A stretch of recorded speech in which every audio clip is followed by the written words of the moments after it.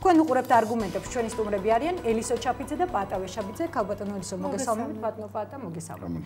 პირველ რიგში, ქალბატონო ელისო, თქვენით დავიწყებთ, უნებას მომცემთ. მაინტერესებს, არის თუ არა დღეს მედია გამჭვირვალობა ზოგადად მართლა პრობლემა თითოეული ჟურნალისტისთვის. აი თქვენთვის პირადად რა პრობლემას ქმნის?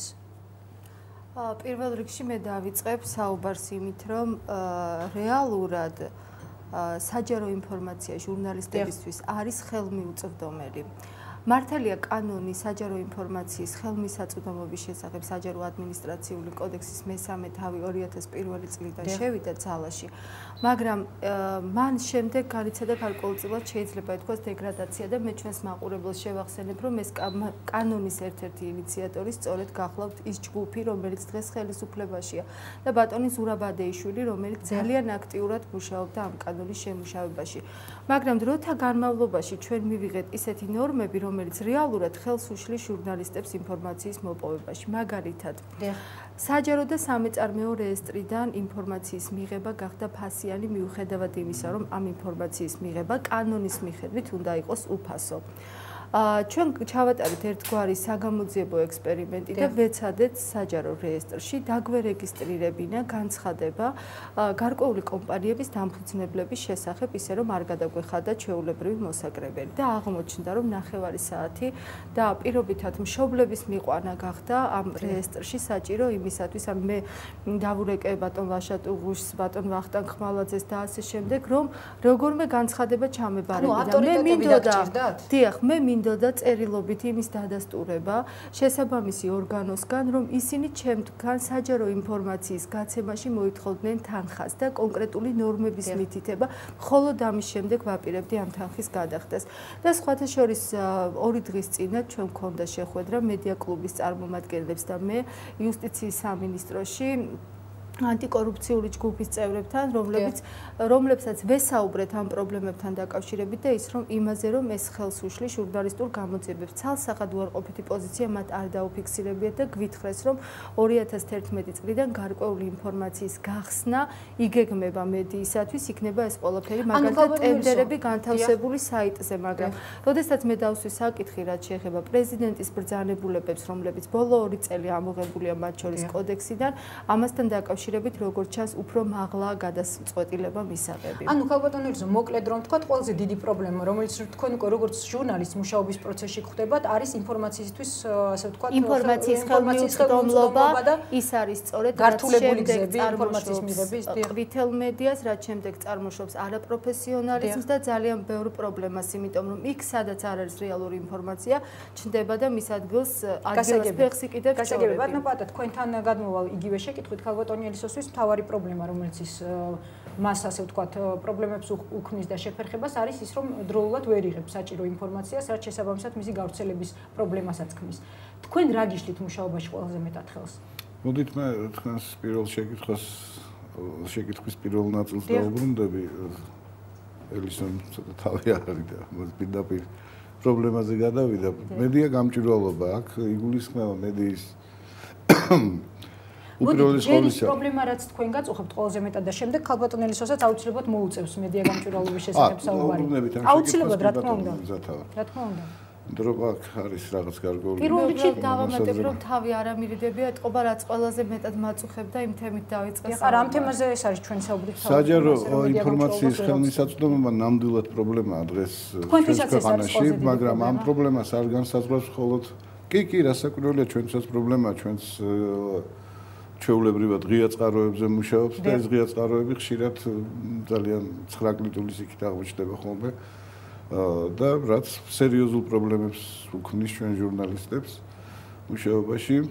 თუმცა მე არ ვფიქრობ, ეს საკანონმდებლო, ასე ვთქვათ, კანონის შეცდომების პრობლემაა. ეს უფრო ჩემი აზრით მე გამოყოფდი აქ ორ მთავარ პრობლემას ამ მხრივ. ერთი არის ძალიან მნიშვნელოვანი ცუდი კვალიფიკაცია ქართული ბიუროკრატიული კლასისა. ხშირად მათ არათუ ცუდად ასრულებენ კანონს? კანონს კი არ ასრულებენ ცუდად. მათ როცა ეკითხები რაიმე ინფორმაციის შესახებ მოთხოვნას როცა აკეთებ, მათ უბრალოდ არ იციან სად როგორ რანაირად მოიძიონ ეს ინფორმაცია. ჩვენ ხშირად მოხელები არ არიან საკმარისად კვალიფიციური, არ არიან საკმარისად კვალიფიციური, რომ იცოდნენ სად უნდა მოვიძიოთ ეს ინფორმაცია. მათ კი კანონი ავალებს არა მხოლოდ ძალიან სწრაფ მოძიებას და დაუყოვნებლივ მოძიებას კანონის სიტყვით თუ ვიტყვით ამ ინფორმაციის, არამედ თუ კი ამ ინფორმაციის მოძიება რაიმე შეყოვნებასთან, შეფერხებასთან, პრობლემასთან, სხვა ორგანიზაციიდან გამოთხოვასთან, ან რაიმე სხვა რეგიონიდან მოძიებასთან არის დაკავშირებული, ამის შესახებ წერილობით უნდა აცნობონ დაუყოვნებლივ მომთხოვნს. აი ეს კანონი ვერ მოაგვარებს ამ პრობლემას თქვენი აზრით უფრო სწორად. ჩემი აზრით კანონი საკმაოდ კარგია იმისათვის, რომ თუ ის შესრულდება, საკმაოდ კარგია იმისათვის, რომ ჟურნალისტებს პრობლემები არ შეექმნათ მუშაობაში. ეს ერთი. მეორე პრობლემა ის გახლავთ თავად ჟურნალისტთა გილდიის, თუ ჟურნალისტთა კლასის, თუ ժურნალისტთა საზოგადოების ძალიან რა ვთქვა, არაპრინციპული დამოკიდებულება ამ პრობლემისადმი. ანუ რას გულისხმობთ? თავის დროზე გეტყვით თუ მაქვს დრო.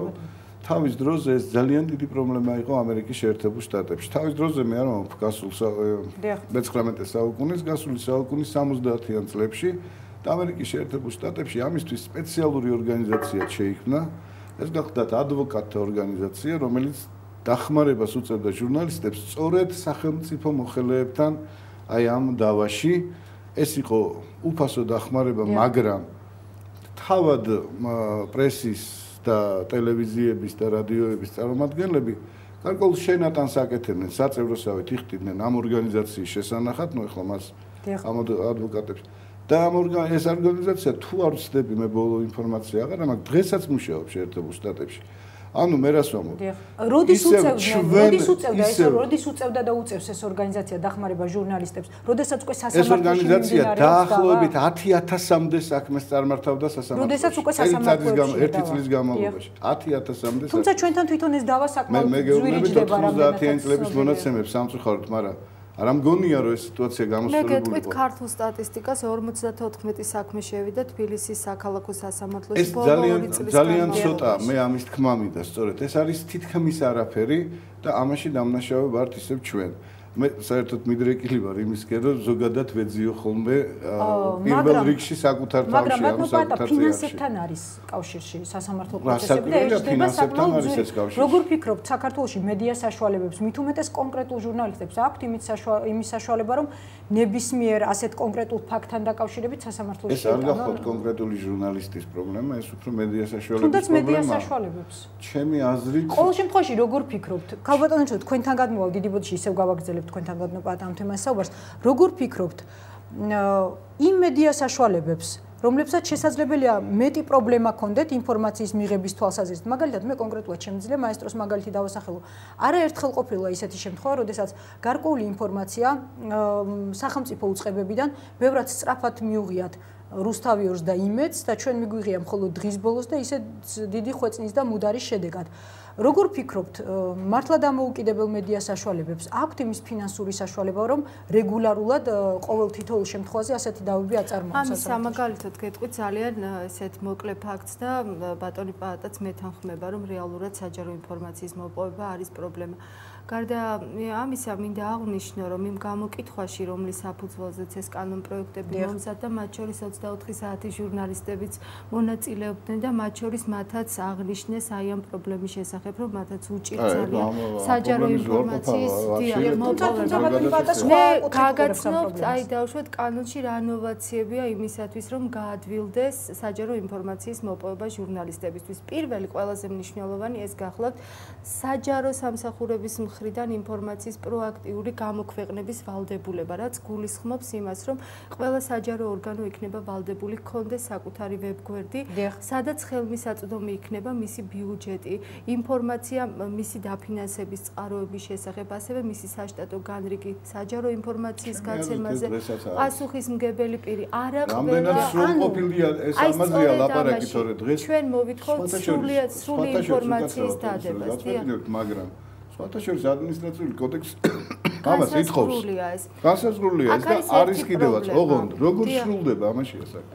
ანუ ბატონი პაატა მიიჩნევს, რომ აქ პრობლემა არის თვითონ სახელმწიფო მოხელეების დაბალი კვალიფიკაცია და ასევე ჟურნალისტების კვალიფიკაცია. თქვენ არ ეთანხმებით ამას? პოლიტიკური ნებაა პრობლემა? მე ვეთანხმები ამ ნაწილში ბატონ პაატეს, მაგრამ უფრო განვავრცობ და ვიტყვი, რომ კანონმდებლობაში არის ხარვეზები, რომელთა გამოსწორება არის ჩვენი ძალიან სერიოზული მიზანი, ეს პირველი და მეორე გახლავთ ის, რომ პოლიტიკური ნება, რომ ასეთი ტიპის ინფორმაციები გაიცეს, არ არსებობს. შესაბამისად, ამ კანონპროექტების მიხედვით საჯარო მოხელე, რომელიც იქნება ინფორმაციის გაცემაზე პასუხისმგებელი პირი, თავისუფლდება ვალდებულებისაგან ზემდგომთან შეათანხმოს ეს საჯარო ინფორმაციის გაცემა და მის წინააღმდეგ საჩივარი მიდის პირდაპირ სასამართლოში. მეორე, განისაზღვრა რას ნიშნავს ცნება დაუყოვნებლივ და დაუყოვნებლივ საჯარო მოხელეს მიეცემად, რომ მხოლოდ 7 საათის ოდენობით, იმიტომ რომ ყველა სხვადასხვანაირად ესმის ეს სიტყვა დაუყოვნებლივ. გარდა ამისა, ტელეკომპანიისთვის 7 საათი ვითხოვთ დაჩქარებულ ვადებში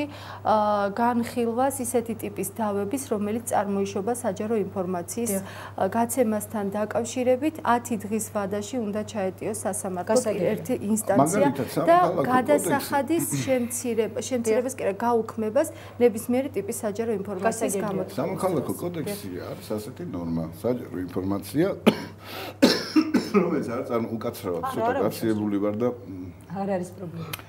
საჯარო ინფორმაცია, რომელიც არ წარმოადგენს სახელმწიფო საიდუმლოს, უნდა გაიცეს დაუყოვნებლივ. თუ ეს ვერ ხერხდება, არის ესეც განსაზღვრული. თუ ეს ვერ ხერხდება, მოხელე, ვინც პასუხისმგებელია საჯარო ინფორმაციის განცემაზე, ვალდებულია დაუყოვნებლივ წერილობით აცნობს საჯარო ინფორმაციის მომთხოვნს, რატომ არ ხდება ინფორმაცია. კარგი, ბატონო პატა, თქვენთან მეგობრებია. არის ფანტასტიკური ნორმა კიდევ აი ვაგრძელებ ისე ველისოსას. მე რას ვამბობ, იცით რომ კანონმდებლობა კარგია, მას ვერ ვასრულებ. გასაგებია ბატონო პატა, არის ნორმა 19 დეკემბერს, განსაზღვრულია თარიღი 19 დეკემბერს ყველა საჯარო დაწესებულება ვალდებულია პირადად პრეზიდენტს წარუდგინოს ანგარიში, შეიძლება თარიღი რიცხვი მეშლება, პირადად პრეზიდენტს წარუდგინოს ანგარიში, რა მოთხოვნები იყო საჯარო ინფორმაციაზე მის ორგანიზაციაში, რა გაიცემ და რა არ გაიცემ. ერთი წუთით თუ შეიძლება.